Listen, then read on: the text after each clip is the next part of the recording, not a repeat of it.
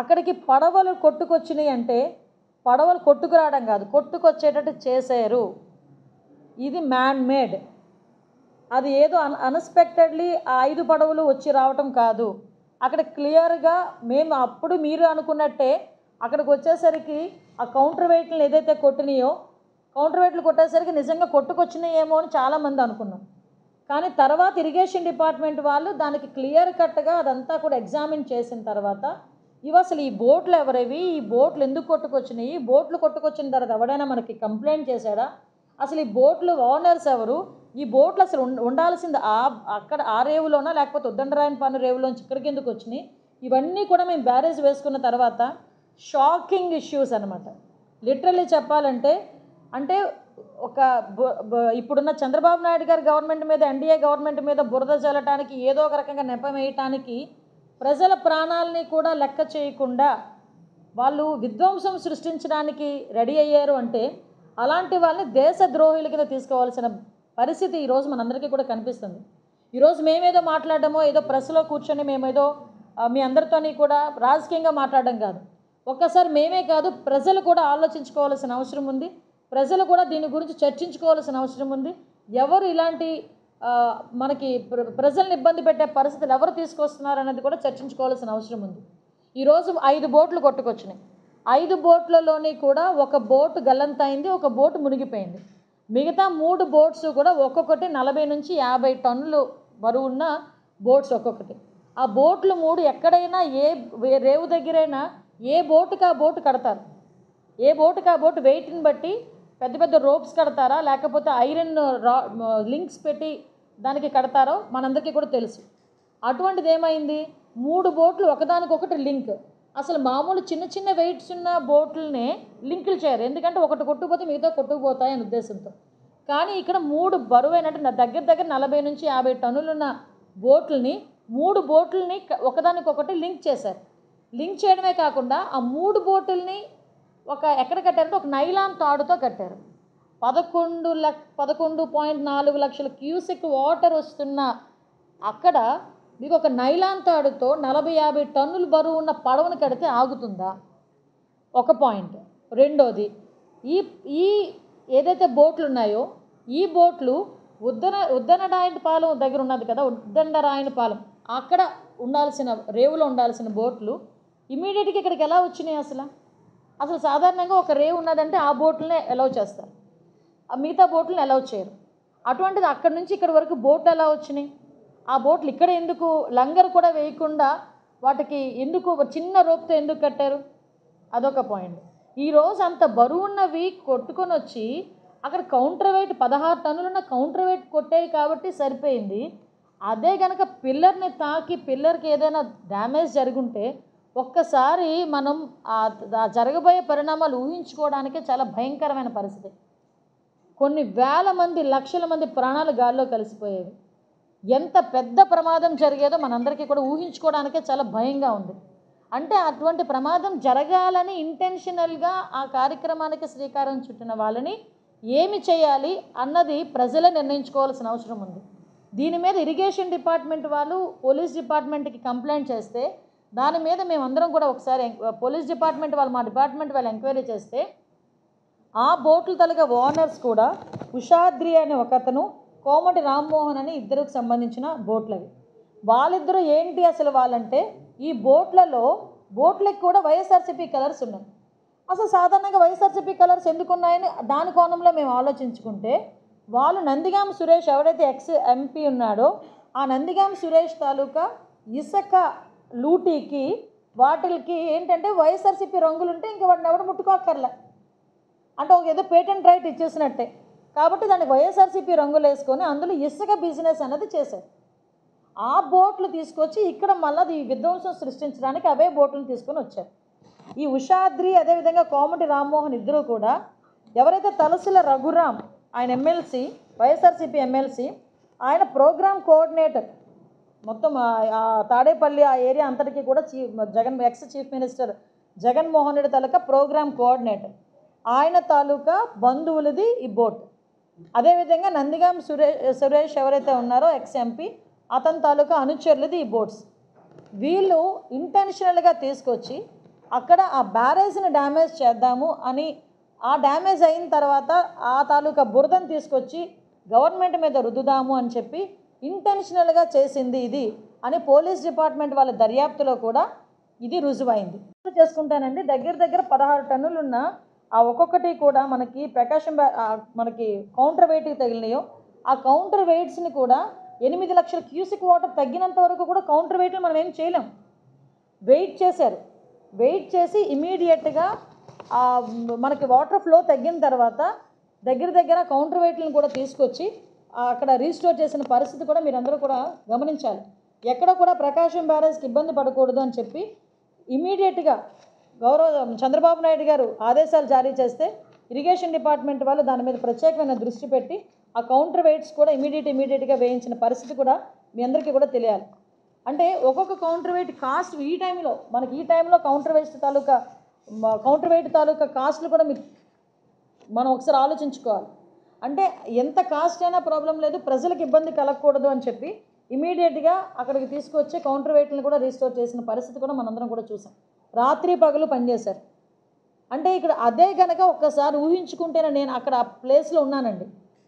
11.4 cusec water వచ్చిన తర్వాత border లైన్లో 50,000 క్యూసిక్ వాటర్ కనుక మళ్ళీ వస్తే పరిస్థితి ఏంటని మేమందరం ఆలోచించుకొని ప్రతి డిపార్ట్మెంటు, ఐఏఎస్ ఆఫీసర్లు, ఐపీఎస్ ఆఫీసర్లు, కింద స్థాయి ఆఫీసర్ దగ్గర నుంచి కార్యకర్తల వరకు, ఎన్డీఏ కూటమి కార్యకర్తలు అందరూ కూడా మేమందరం ఎలర్ట్గా ఉంటే బయటకు వచ్చి ప్రజల్ని రెచ్చగొట్టే తీరులో మాట్లాడి అలా చేశారు ఎలా చేశారు అని చెప్పడం ఒక ఎత్తు అయితే, ఈ ప్రకాశం బ్యారేజ్ని డ్యామేజ్ చేయాలి అని చెప్పి అంత వెయిట్ ఉన్న బోట్లను ఎందుకు వదలాలి? ఈ రోజు వరకు కూడా ఆ బోట్లు మావి అని కానీ, బోట్లు ఎలా పోయినాయి అని కానీ ఒక కంప్లైంట్ కూడా రాలి. మేము మా డిపార్ట్మెంట్ వాళ్ళ ఇన్వెస్టిగేషన్లో పలానా వ్యక్తులది బోట్లు అని చెప్పి వచ్చినాయి తప్పించి వాళ్ళెవరు కూడా బయటకు వచ్చి కనీసం ఇది మా బోట్లని కూడా వాళ్ళు చెప్పే పరిస్థితి కూడా కాలేదు. 67, 68, 69 గేట్లు అయితే పూర్తిగా కూడా మనకి దెబ్బతినే పరిస్థితి. అంటే ఎంత విధ్వంసం చేయటానికి వీళ్ళు పూనుకున్నారో, వీళ్ళ తాలూకా నైజం ఎలా ఉందో ఒకసారి ఆలోచన చేసుకోవాలి. అంటే ఒక క్రిమినల్ మైండ్ ఉన్న వ్యక్తి రాజకీయాల్లో ఉంటే ప్రజల కోణంలో ఆలోచించడు, కేవలం అతని తాలూకా వ్యక్తిగత అవసరాల గురించి మాత్రమే ఆలోచిస్తాడని చెప్పడానికి ఇదొక పెద్ద ఉదాహరణ.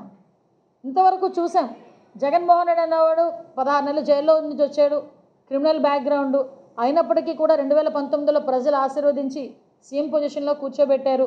ఆ తర్వాత కూడా అతను చేసిన పనులు బట్టి, అతను చేసిన అవినీతి పరిస్థితిని బట్టి, అతని సైకాలజీ, అతని మైండ్ సెట్ బట్టి ప్రజలందరూ కూడా మళ్ళీ 11కే అతన్ని కన్ఫైన్ చేశారు, 11 సీట్లకే కన్ఫైన్ చేశారు.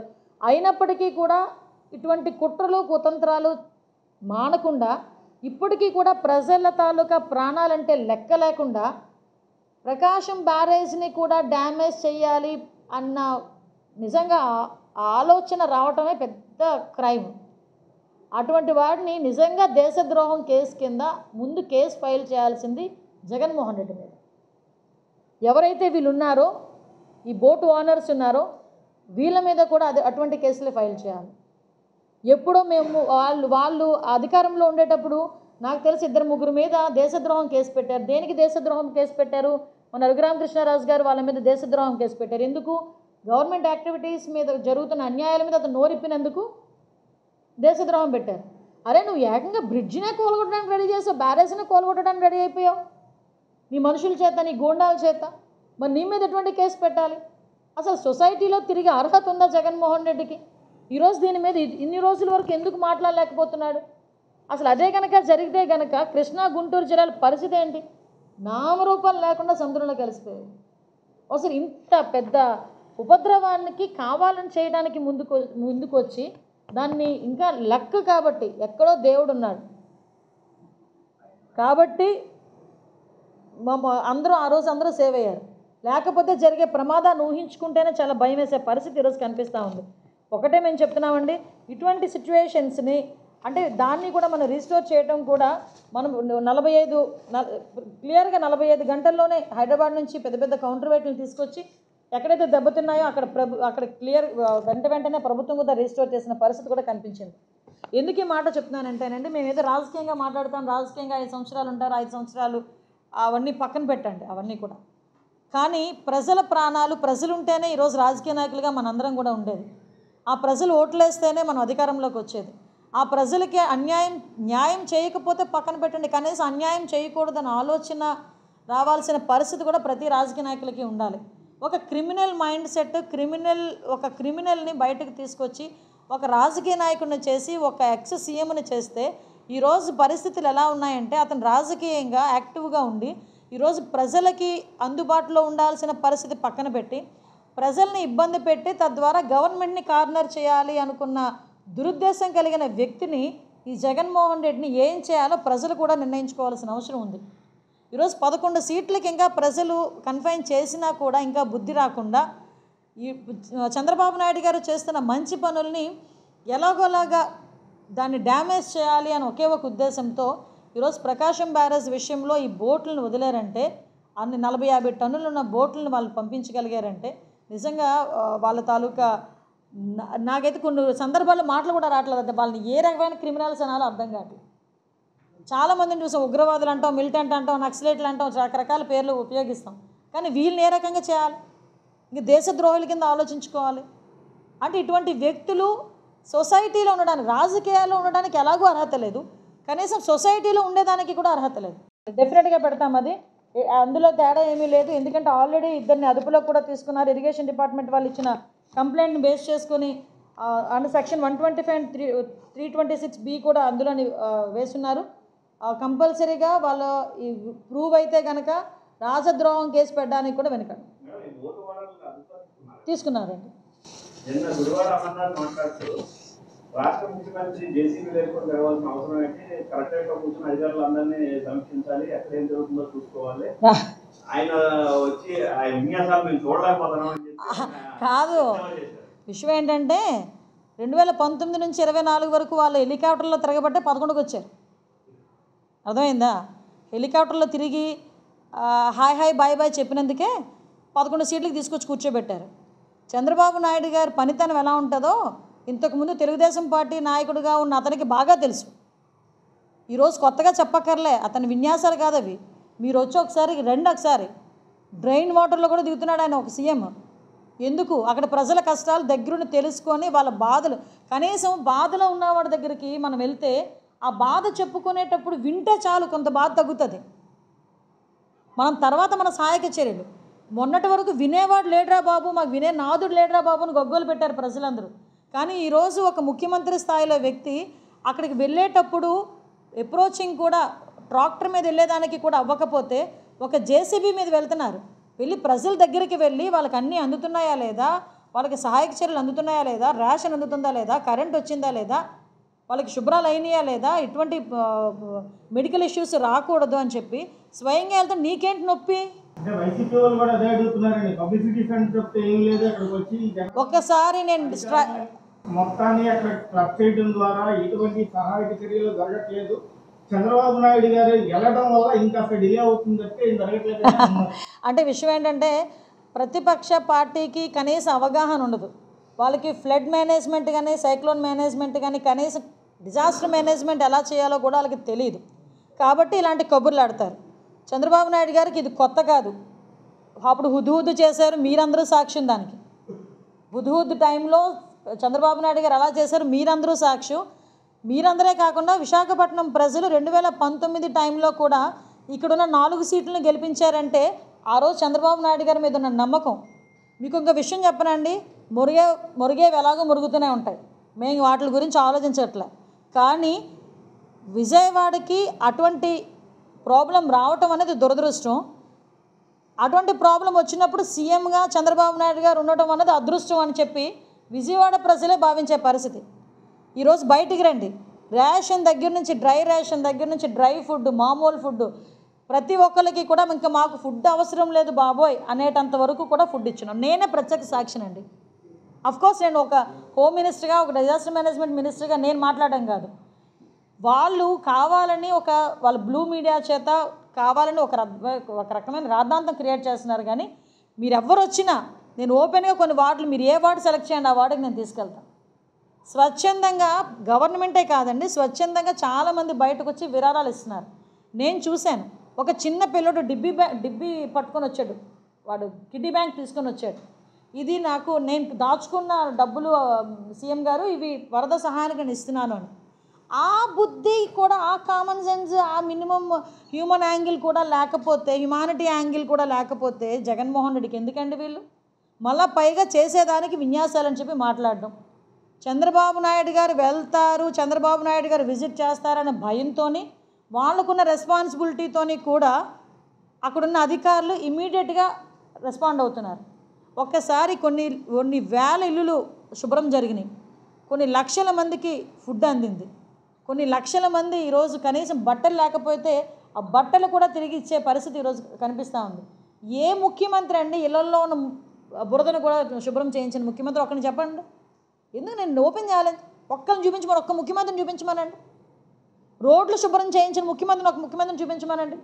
ఫ్లడ్ ఏరియాస్లోకి ఫుడ్ వెళ్ళకపోతే డ్రోన్స్ మీద ఫుడ్ కట్టి, బిస్కెట్లు, బ్రెడ్ అన్నీ కట్టి డ్రోన్స్లో పంపించిన ముఖ్యమంత్రిని ఒక్కరిని చూపించమనండి.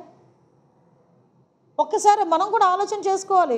ఓ పక్క సెంట్రల్ గవర్నమెంట్ సపోర్ట్ తీసుకొని చాపర్స్ తీసుకొచ్చి ఆ ఫుడ్ మెటీరియల్ అక్కడికి పంపించే పరిస్థితి ఎక్కడుంది? ఇవన్నీ కూడా పక్కన పెట్టి గవర్నమెంట్ మీద బురద చల్లాలి అనుకొని మాట్లాడడం. సరే, మాట్లాడడం అనేది ఏదో అంటారు కదా, నాలుక నరం ఉండదు, ఏదైనా మాట్లాడతారు. చేతల్లో కూడా ఇలాంటి బోట్లు పంపించి ప్రకాశం బ్యారేజ్ని డ్యామేజ్ చేయాలని ఆలోచించే ఇటువంటి మూర్ఖుల్ని, ఇటువంటి వాళ్ళని ఏమంటారంటే క్రిమినల్స్ని ఏం చేయాలో ప్రజలు కూడా ఆలోచన చేసుకోవాలి.